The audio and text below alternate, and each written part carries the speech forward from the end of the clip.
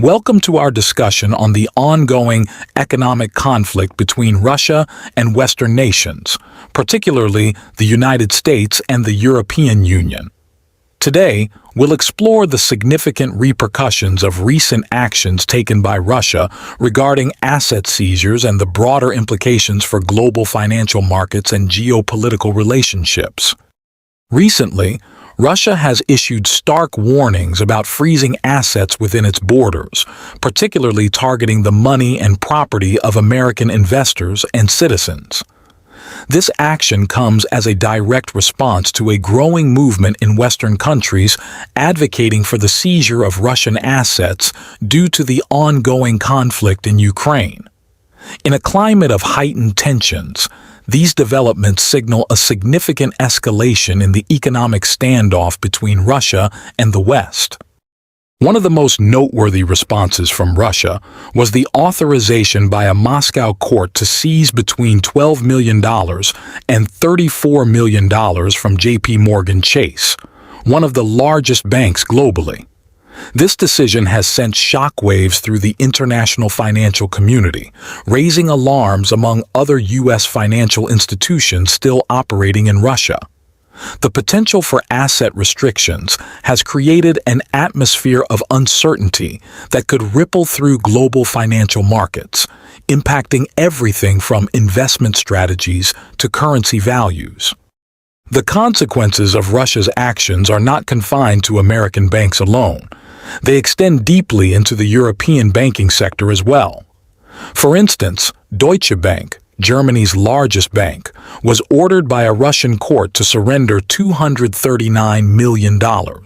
Similarly, UniCredit, an Italian financial services company, saw $463 million in assets seized due to a dispute over a gas processing plant.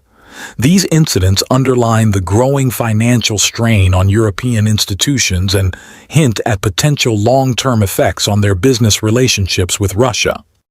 On May 23, 2024, Russian President Vladimir Putin escalated the situation by signing a directive that permits the seizure of U.S.-owned assets in Russia. This bold move not only heightens tensions, but also offers a compensation plan for Russians affected by Western sanctions. For U.S. businesses still operating in Russia, this development has created a state of unprecedented insecurity. The ramifications are already evident in Europe, where businesses and financial institutions grapple with the fallout. Further complicating matters, Russia's retaliation has also targeted Commerzbank, another significant German financial institution. The freezing of $93 million worth of assets, including securities and the bank's Moscow headquarters, has raised questions about the future of German-Russian commercial relations. This situation could strain ties that have traditionally been viewed as strong, revealing the delicate balance of international economic partnerships. To fully understand the current crisis, we must revisit the series of Western sanctions that have led to this moment. The U.S. and its allies have frozen approximately $300 billion in Russian financial assets, significantly limiting Russia's ability to participate in the global financial system. The U.S. Treasury Department has increased its efforts to identify and disclose Russian assets, with estimates suggesting that U.S. banks hold around $6 billion in these assets. The sanctions have had a tangible impact, undermining the Russian central bank's reserves and economic stability. In response to these tensions, the U.S. passed the repo law, granting authorities the ability to seize Russian assets held in U.S. banks. The intent behind this legislation is to penalize Russia and utilize any recovered funds to bolster Ukraine's economy. However, the law poses challenges regarding international law and could set a concerning precedent for future asset seizures between nations. Banks were mandated to disclose Russian assets by August 2, 2024, but the legality of such measures remains hotly contested. The European Union and G7 nations have joined the United States in targeting Russian billionaires, freezing their assets and restricting their operations in the West. While these sanctions aim to exert economic pressure on Russia, experts continue to debate their overall effectiveness. Critics warn that these actions could set a dangerous precedent for using financial measures as diplomatic tools. Moreover, there are concerns that the dominance of the US dollar as the world's primary currency could be jeopardized, alongside potential unforeseen consequences such as the breakdown of international legal conventions and retaliatory actions from other nations. Recently, Russia has taken strong steps in response to criticism and sanctions from Western countries. The Russian government decided to take temporary control of businesses run by Western companies in Russia, specifically targeting big names like JPMorgan, UniCredit, and Deutsche Bank. This move sends a clear message that Russia will not tolerate interference from the West. By seizing these businesses, Russia is putting the few foreign companies still operating there at serious risk. This action may discourage other foreign investments, further isolating Russia from the global economy. To make these asset seizures legal, President Putin signed a decree that supports the government's actions. This means that Russian courts can now rule in favor of the government regarding the taking of foreign assets. This legal backing resembles practices in some Western countries, where courts often support government initiatives. Additionally, Russia has promised to compensate its own citizens and businesses affected by sanctions, complicating the economic situation even further. This move intensifies the ongoing economic conflict and raises the possibility of retaliatory actions against Russian assets located outside the country. Russia is also trying to reduce its dependence on the US dollar, a strategic shift that could have significant effects on the global financial system. As part of this effort, Russia is looking to use alternative currencies in international trade and is developing its own financial intelligence systems. This initiative aims to challenge the long-standing dominance of the US dollar as the world's main currency. When we look at Iran, we see a similar situation. The United States has imposed strict sanctions on Iran's oil exports, closely monitoring the country's oil sales to China, which is Iran's largest customer. These sanctions not only target Iran's oil exports but also affect the broader petrochemical industry and the financial institutions that support it. The goal of these sanctions is to cut off a vital source of revenue for Iran, as oil profits are crucial for the Iranian economy. The impact of these sanctions can be significant, potentially leading to disruptions in global oil supplies and rising prices. Moreover, these sanctions affect trade between China and Iran, forcing both countries to devise new strategies to maintain their economic ties despite U.S. pressure. In response to these sanctions, Iran is trying to sell oil illegally and hide the source of its oil through complicated networks of middlemen and shell companies. This allows Iran to continue exporting oil, albeit through less conventional means.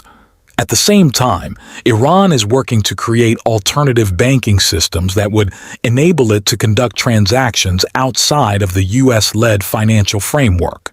To bolster its position, Iran is encouraging other countries to defy U.S. pressures and support its oil exports. China plays a crucial role in this complicated geopolitical landscape.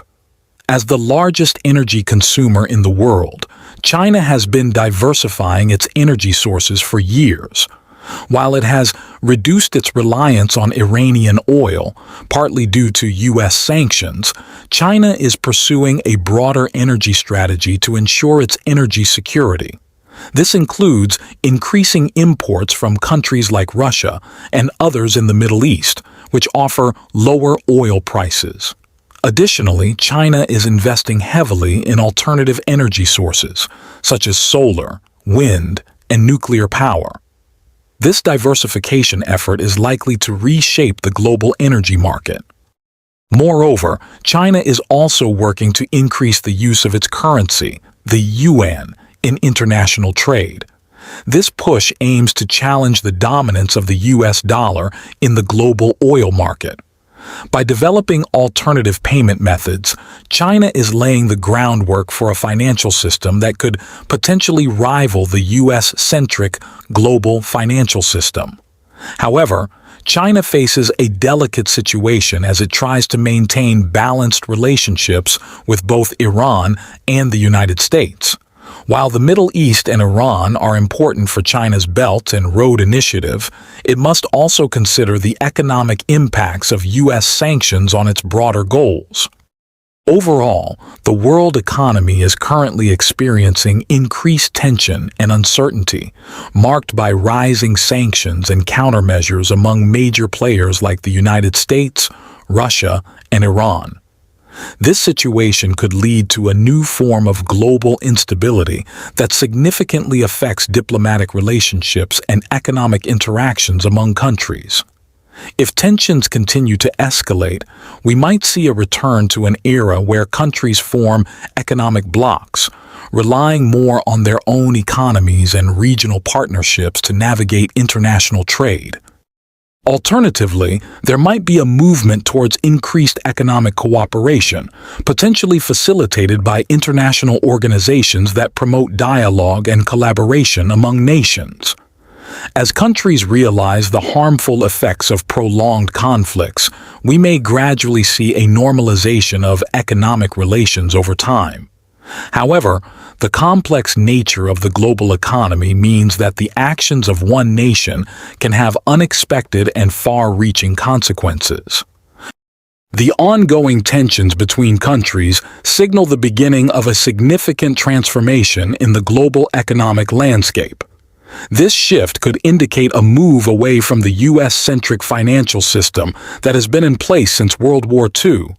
Factors like China's growth, Russia's determination to assert itself, and the responses of Western countries are driving this change in the balance of power and financial institutions. As nations navigate these challenging times, they need to balance their immediate interests with the need for long-term stability and cooperation. The outcomes of these economic disputes will likely have lasting effects on global trade, banking, and foreign relations in the coming years. It is crucial to closely monitor how these dynamics evolve, as they will shape the future of the global economy in an increasingly interconnected world. Thank you for watching. If you found this discussion valuable, please subscribe for more insights. I'd love to hear your thoughts, so drop a comment below. Your support means a lot, and together we can explore these important global issues. Until next time, take care.